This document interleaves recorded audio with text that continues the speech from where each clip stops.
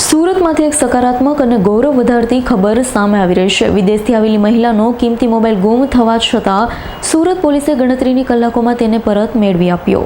સુરત શહેરમાં 13 તુષ્કો અર્પણ અભિયાન અંતર્ગત ફરી એકવાર પોલીસની સતર્કતા અને ઈમાનદારીનો સરસ ઉદાહરણ સામે આવ્યું છે।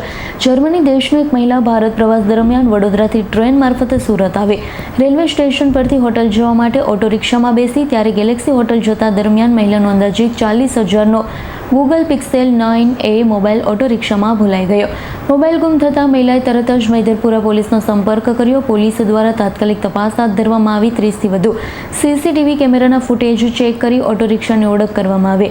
સર્વેલન્સ ટીમની મહેનત અને ઝડપી કામગીરીના કારણે ગણતરીની કલાકોમાં મોબાઈલ ટ્રેસ કરવામાં સફળતા મળી। આખરે 13 તુષ્કો અર્પણ અભિયાન હેઠળ મોબાઈલ સુરક્ષિત રીતે મહિલાને પરત આપવામાં આવ્યો, જેથી વિદેશી મહિલાએ સુરત પોલીસની ઈમાનદારી અને ઝડપી કામગીરી બદલ દિલથી આભાર વ્યક્ત કર્યો।